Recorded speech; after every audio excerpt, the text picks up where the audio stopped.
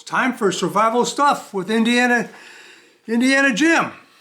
My name is James C. Jones, but for purposes of our little programs, we're going to call me Indiana Jim.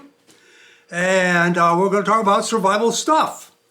And I represent the Live Free USA, which is at AmericanSurvivor.org.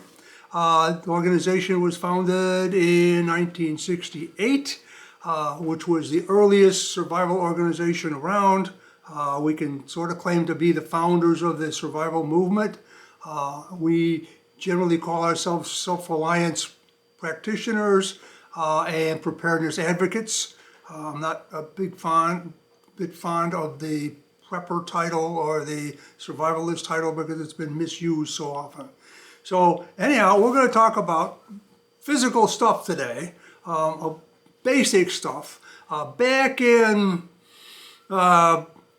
about 2009 or 10, we did an article in our newsletter, American Survivor, and this is the magazine or newsletter that our members get, Live Free USA,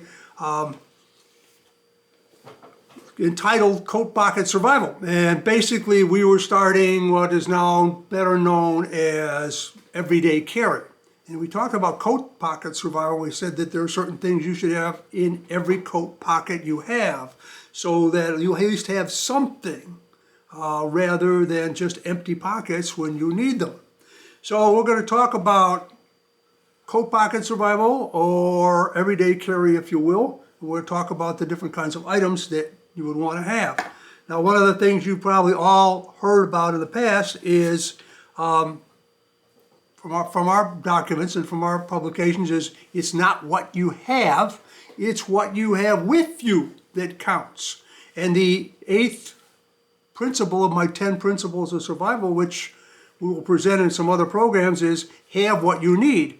So it is what you have with you, not what you have at home or what you have in your vehicle or whatever. It's what you have immediately available, and that basically means what's in your pockets. Now, one of the things that most survival and preppers and preparedness advocates have to talk about is always carry a knife. Well, in most cases you can carry a knife of some kind, and it is the one most basic item to always have with you. I have a few examples here. Back in the earlier days, those of you, the MacGyver fans, I was actually a fan of the original MacGyver. It was always have the Swiss Army knife. And the Swiss Army knife is still a good everyday carry, or carry as often as you can legally, item, because it includes a lot of different tools. It primarily starts out being a knife, which is important. We'll talk about that in a minute. But it's a good knife, and then you have all the different tools that go with it, and they come in a lot of different sizes. You can fit them in your pocket, or you can have them in a nice little pouch like this. And I carried this for years and years and years. And I still highly recommend them. There's also, I have a collection of these, what they call survival cards, which is actually a knife, and then it has a magnet with it. It has a number of wrenches and cutting tools, a screwdriver in the corner. There's a number of this, I don't remember exactly what brand this is, but you can find these on its survival suppliers, and sometimes even in camping stores. That's called the survival card. It fits in your wallet, so for those occasions when you can't carry a knife in other ways, these are kind of handy. Now, of course, as far as knives are concerned, it depends on what you can get away with and what your occasion. I mean, you're going to go to a wedding or you're wearing a dress suit or something like that, then you probably can't carry one of these. Now, this is kind of one of my favorites. This one is actually from the NRA, but it's a survival ops gear, SOG rescue knife. It's also got a cutter for cutting seat belts and cordage, and has a safety on it. Very nice knife to carry around. If you want to go to Stealth Angel, they come up with some interesting products. I would recommend check out their website. They have a knife that's very similar in a lot of ways to the special ops gear knife, but it also has an cord cutter. It has in the back. Has a window breaker, so you can, if you're trapped in your car, you need to break that window to get out. It's got that. It has a good solid blade to it. Closes a little different than the special ops gear knife, and it also has a small, tiny little flashlight built into it. Tiny little flashlight built into the knife. So it's sort of cool. I like it. Now, some of you may decide that you want to go with something different. More recently, not that recently, but more recently than the Swiss Army knife, you get to the multi-tool device. This is a very early multi-tool device. Again, I can go back 20 years and 30 years and get the earliest versions of almost everything on my collection. Nice multi-tool device. This is a somewhat smaller one.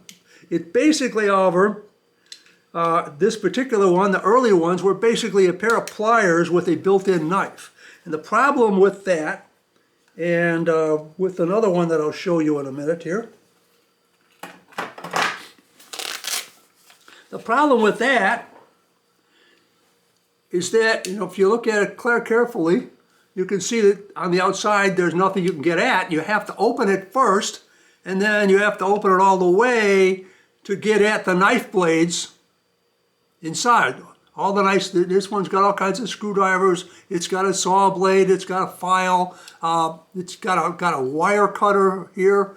It's really a pretty nice piece of equipment, but it is primarily a pair of pliers and a tool. You can't get at the knife until you open it all up, which in an emergency or a situation, or you're in a hurry, that can be a bit of a problem. What you really want is something like this. This is the Wave.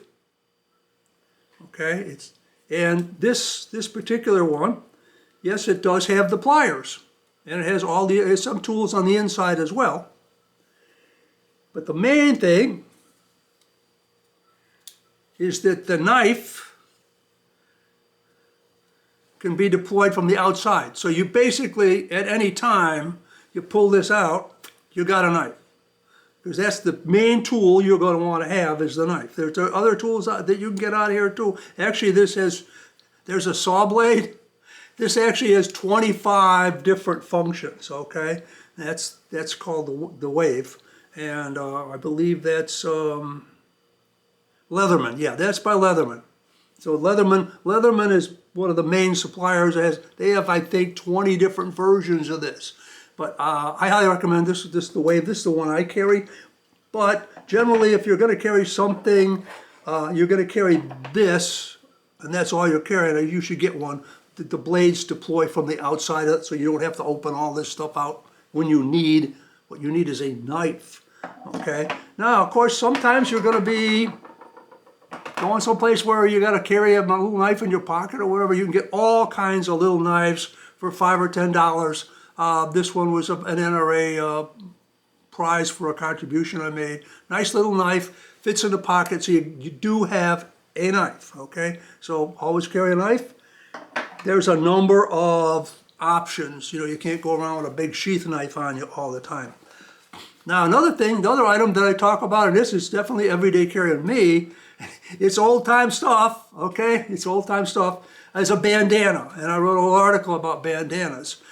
It was sort of funny because I got criticized a little bit about bandanas, and then I saw people later on when the COVID-19 epidemic hit using bandanas as a makeshift respirator, and they are, especially if you wet them down, they can be a pretty good respirator. This is sort of a nice one here. Yes, you can wear them as a respirator, but you can also fold up a couple more times, and you've got a decent bandage. Okay, you can also put these around, put a knot in. I'm not going to show you how to do all that. That's another class for another time. But you can fashion this into an emergency blood stopping compress, or you can actually make a tourniquet out of it with a stick or something and twist it and make a tourniquet out of it. So it's got a number of different uses, including blowing your nose, of course. And yes, it will be not the greatest respirator in the world, but you're caught in a smoke-filled building or some other situation, you got this. It's also, by the way, if you really need to get somebody's attention, you got something you can wave, to wave down a police or a fire department, or wave for help versus hi. Okay, so knife, bandana, pretty cool things to carry on. Well, before I get done with knives, I also want to mention, I almost forgot to mention, neck knives. So if you don't want to wear a knife and you don't have it in pocket, you don't want to have a knife on your belt. There's a number of different things, and you can look them up on the internet, do a Google, look at some of the sporting goods stores also have them. Neck knives, this is a fairly large one. Pretty nice little knife, and you got it on your neck. It's always handy. You're not going to lose it, and nobody's generally going to notice that you've got it on you in the first place. They also come in some smaller sizes,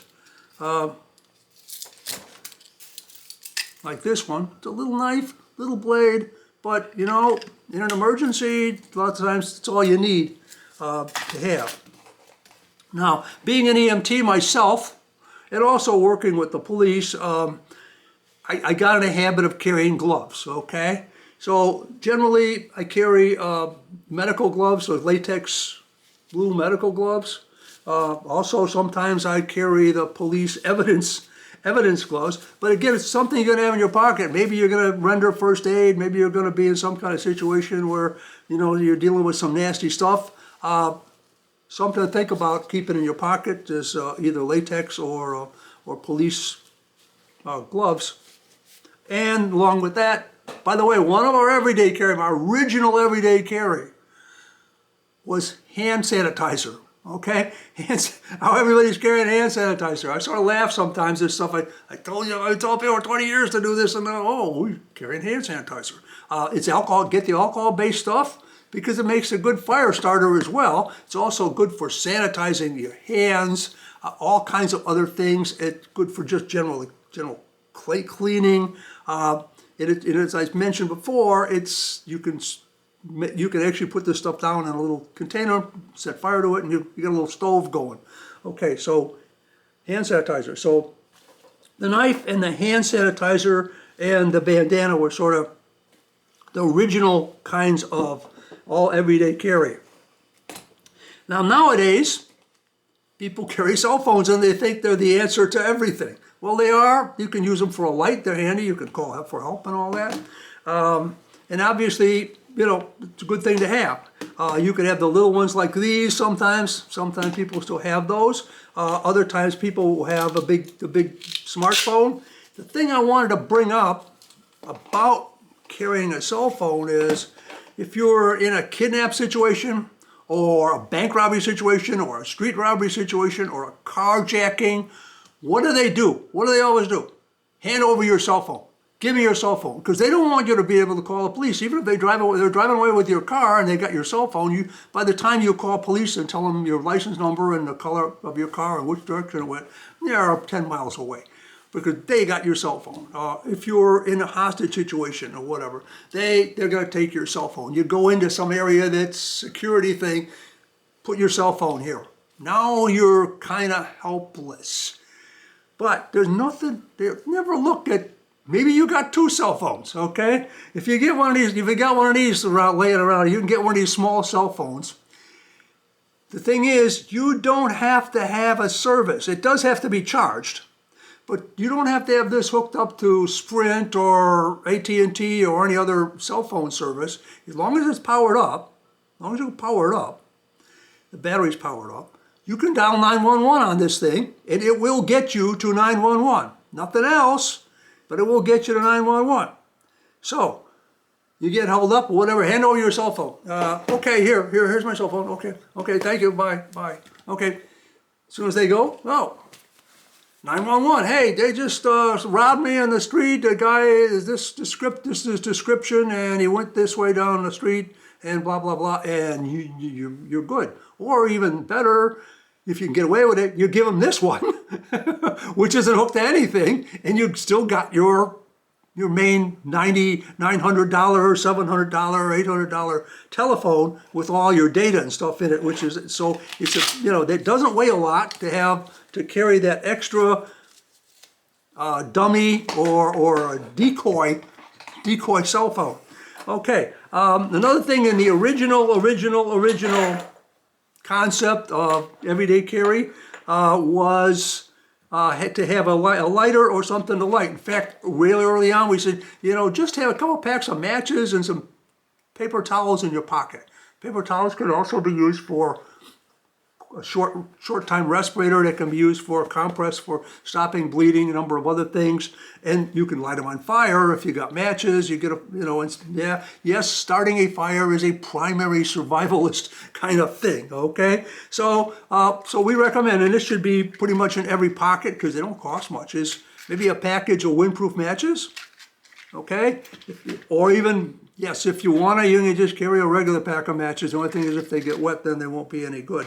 Or you can carry, some people want to carry one of these spark devices where you can make sparks and build a fire with sparks. And, so these fire sticks, magnesium fire sticks. As long as you got something to strike, you can get a spark going. But frankly, a flame always trumps a spark. And you get, I like these, you get them at gas stations, it's like a little blowtorch. See that? Yeah, you get one of these, or any other kind of Bic lighter, but check them once in a while because eventually the gas sort of leaks out of them and they die, but only over years and years. But have a lighter, a pack of matches, or some method of lighting a fire in every pocket, in every jacket. And I want to open this up in a minute. If you want to go high tech, this is actually a laser. I'll put that up that way you see it. It's a laser lighter. Okay, this costs about $40. It's in my, I gotta have survival gadgets for different things, but you really don't need a gadget. You can just get this thing for, I don't know, $2, $3 or whatever. But it's better to have a cheap one in every pocket than an expensive one only in one pocket, and then you're out of luck if you need it. Another thing is a whistle. There's a lot of different kinds of whistles. To whistle for help.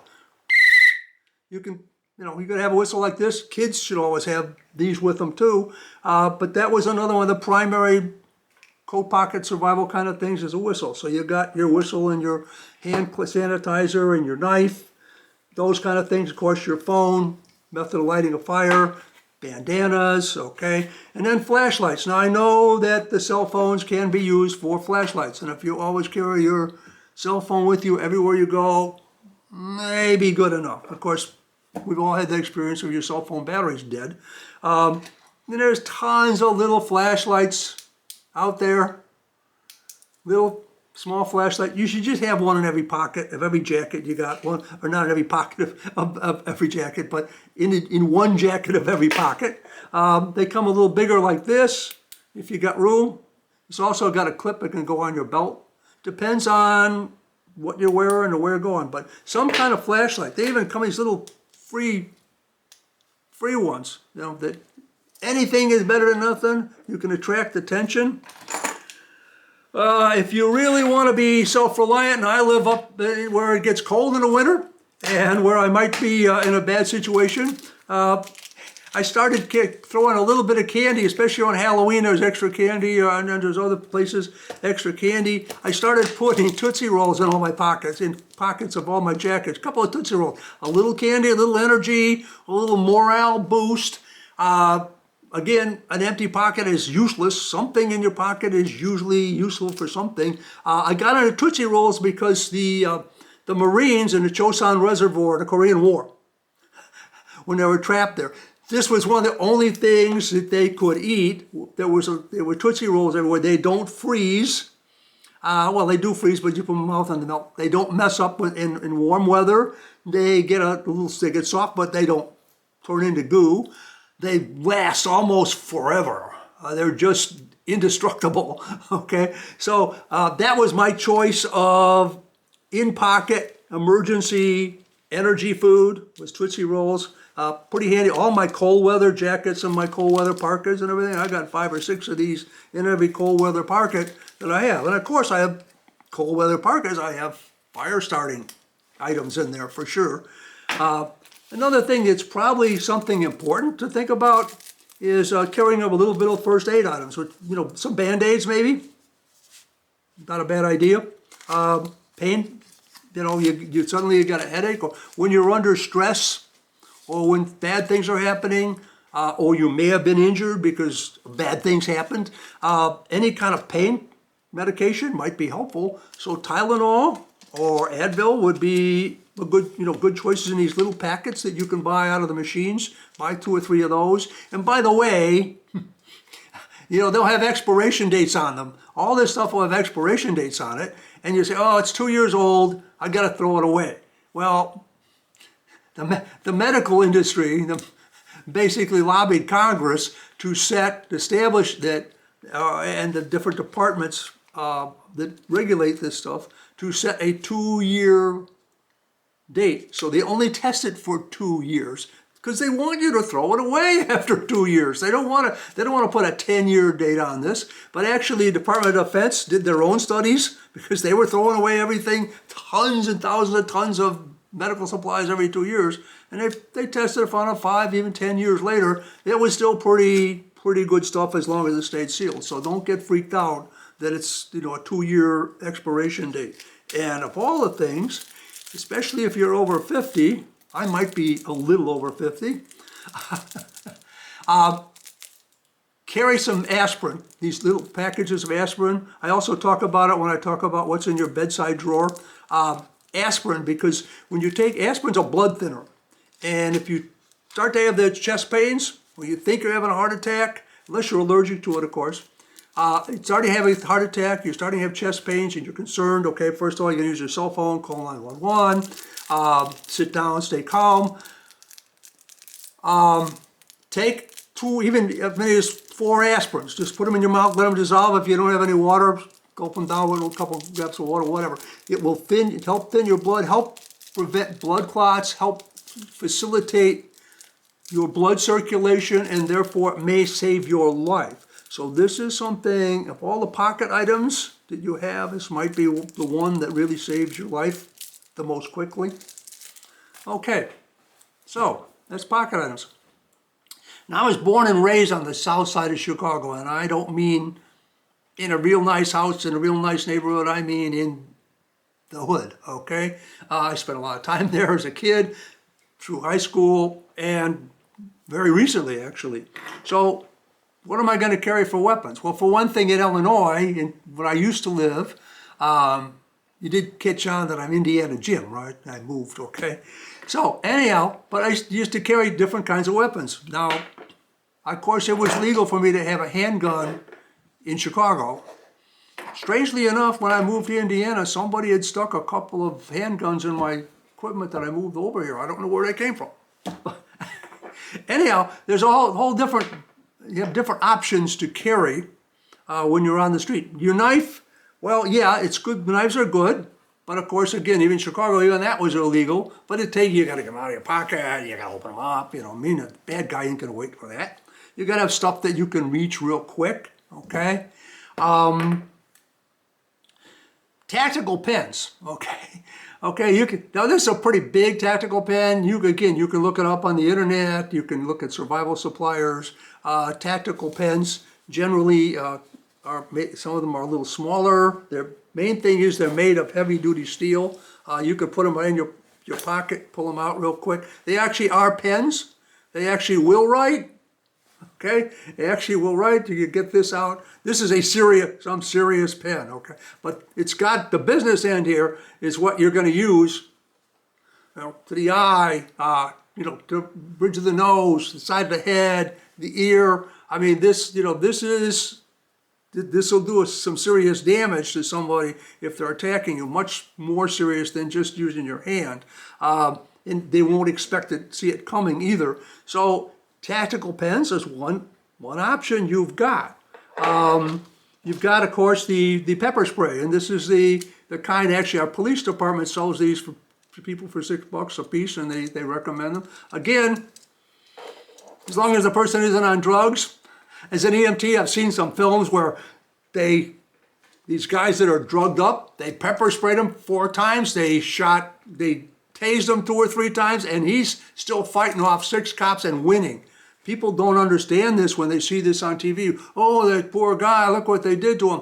If they're on drugs, they're stronger than anything you can imagine. But pepper spray may help you in an attack situation, an assault situation. It's certainly better than nothing. It's pretty good. It may be enough to send off an attacker. I highly recommend them. You can carry it in your purse, carry it in your pocket. They're handy to carry and they're easy to get a hold of. Then there's the tasers. I don't know. Again, the tasers, you have to pull them out of some container. They usually come with a flash. Sometimes they have a flashlight included in them. This one is, let's see, oh yeah, it's got a safety on it. But yeah, so this one isn't even charged right now. So that's another thing, you got to keep them charged. You also got to get close to somebody with this thing. So you got to pretty well engage. If they got heavy clothing, it may not work. You really want to be able to use stuff that you're not going to have to get into a close situation with the perpetrator or the criminal. The pepper spray is helpful in that respect. Of course, the real answer to crime on the streets, if you are attacked on the street, or for that matter in your home or anywhere else, is the handgun. Okay. Now this is a nice little Ruger handgun. It's a .380. It's a very lightweight, very small, almost fits in my hand. Perfect, fits in the pocket. Something like this, .380 caliber. I don't recommend anything smaller than .380. 38, 9mm. Pretty much ideal for street defense. It costs, I think, around a $350, $400 range. It has a magazine, 6 shots, 6 rounds, and 1 in the chamber. And fairly safe. Something like this might be what you want to have when you're on the street. Now, you can usually carry this in your pocket. If you're going to carry something bigger, there's a number of options. They're making little pouches now that go on your belt, and they look like they might be a cell phone, or for an older guy like me, they might be some kind of medical device that's fitting on my belt. NRA, for one, and many others. I have a jacket, for instance, that has a built-in holster. And then on the other side, you can put an extra magazine. I always think, if you're going to need an extra couple of magazines besides your gun, you're really looking at getting in a bad situation. Usually, if you got 6 or 8 rounds of ammo in your gun, that's probably going to get you there, or you're in very serious trouble. But anyhow, I have several. I have a vest and a jacket and a couple of other things that actually has built-in, nice looking jacket, but also has a built-in gun holster in it. This is another option. This is a belt pouch, okay? And the belt pouch holds a 9mm Smith & Wesson. 9mm, a little considerably bigger than the .380, the little Ruger .380. This is a S&P shield. Fits right in the pouch like this. It can go either which way depending on which way you wear it. You can wear this whole thing around your belt, around your waist. Zip it there, snap, there's the snap, the belt, and you can wear this. The nice thing I like about this, I can wear it with a t-shirt. If I go out, I don't even wear a t-shirt. Where am I gonna hide the gun? I don't hide it, I hide it in plain sight. I wear this, and people think, well, it's okay, it's a belt pouch. And they ask me what's in it. I say, it's my wireless, it's a medically necessary wireless handheld device, okay? nobody's really going to ask any more questions. It's got a couple little pouches also where I can keep some other, like a small knife or some aspirins, other kinds of things that I might carry. So it's a really nice little pouch. So you really need some, if you're going to carry weapons, you probably need to have a number of options of ways to carry them, and maybe options as the sizes. Finally, last but maybe not least, but still something to consider. We have what we call the Get Home pack, and I'm not going to go into all the stuff that's in here. That's for another day and another class, something else. The Get Home pack, and that is, you're in your vehicle, you're at home, or not at home, but you're at work, your job, you're at school. You got all your stuff at home. You got the big pack, your evacuation pack. You got your house all stocked up so you can stay in there for 6 months and not come out, all that kind of thing. You got the stuff that's in your pockets, hopefully, that's going to get you through that first short-term, little tight situation. But maybe you need something more. So you have a Get Home pack, which is in your desk drawer, in your locker or whatever.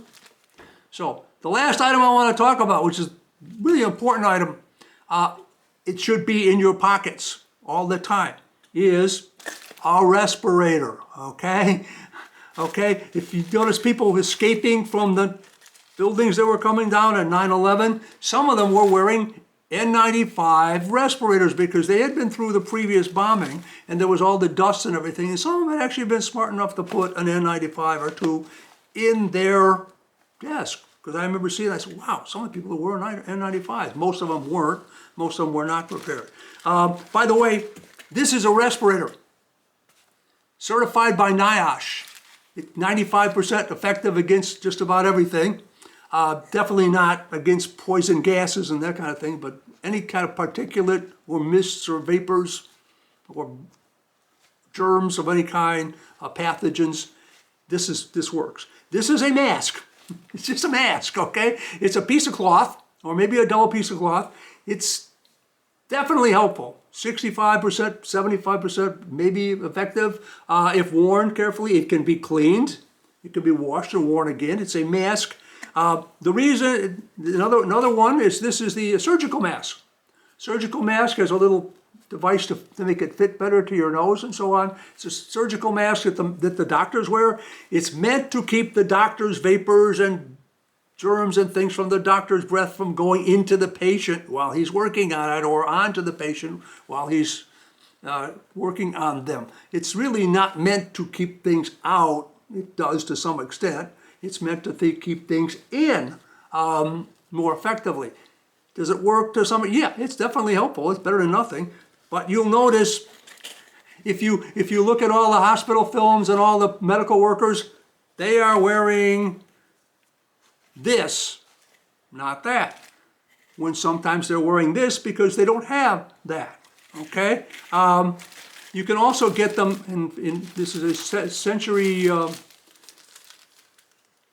Survival Century N95, same sort of certificate, same material, but it's flat.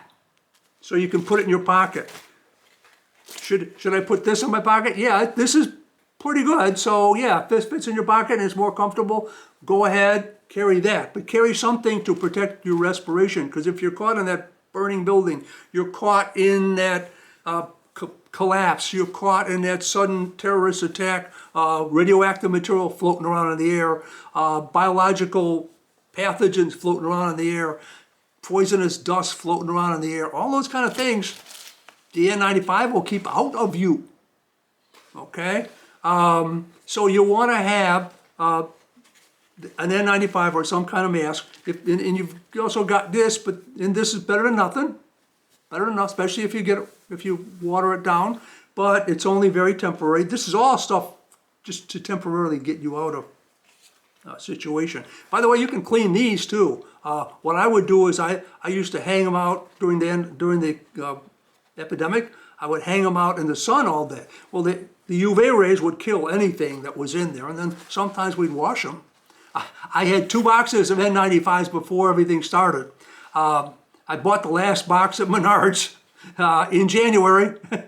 and by March nobody could get any of them. The reason the government was telling you, didn't want to tell you about buying N95s is frankly they wanted to make sure that there were enough of them around for the medical professionals and emergency responders, and they knew that if they said, you got to have an N95, it's the only real good mask, everybody would buy them up and they wouldn't be able to get any for industrial use and medical use. By the way, if you don't believe they're good, the Chinese bought up not only every N95 that they had, made sure they stopped shipping them way back before the beginning of the year when the epidemic hit, and they also bought a lot of the ones they'd shipped over here and took them back. So they knew, and this is what you see everybody in China wearing. I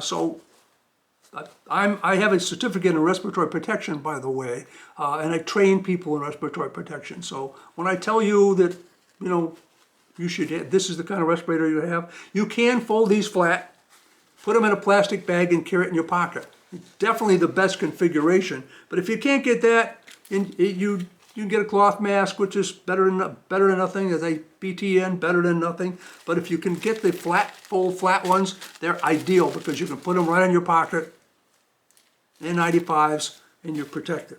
And there's also some masks out there, they're gray, they are charcoal impregnated. Now these masks will not protect you against carbon monoxide. They will not protect you against poisonous chemicals. Say you're in a burning building and the furniture is burning and there's all kinds of bad chemicals that come out of that furniture, including cyanides. It won't protect you against that. It will protect you against soot and stuff that's going to make you cough. It's going to protect your respiratory system against some of the hot gases that can burn your lungs. It's not going to protect you if there's not enough oxygen in the room, but it will be considerably protection. There are some of these that come in a gray, and they actually have the gray colors from activated charcoal, they have limited time chemical protection, so they'll protect you from some of those poisonous chemicals for a short time. They won't protect you against carbon monoxide though. So don't depend on these to walk around in a burning building, but they will help you get out of a burning building. So there's a lot of things to think about when you think about what you got in your pockets, in your jackets and so on, that makes you sort of a moving, every day, ready for anything. At least I can get through a short-term situation. Kind of things to think about to put in your pockets. To tell you a little bit about our organization, again, we are advocates for educating and preparing families to survive disasters. Our motto is preparedness, self-reliance, and responsibility. We believe that self-reliant families are the foundation of a free and safe society. If you want to contact us, you can check out our website at americansurvivor.org. You're welcome to email me at survivorjj@aol.com. If you want to join Live Free, you can join online. It's $20 a year, $50 for 3 years. We do all kinds of great activities out there. We put on seminars, we put on camps. We obviously put a lot of stuff on our website. So with that, until next time, this is Indiana Jim for Life and Freedom, signing off.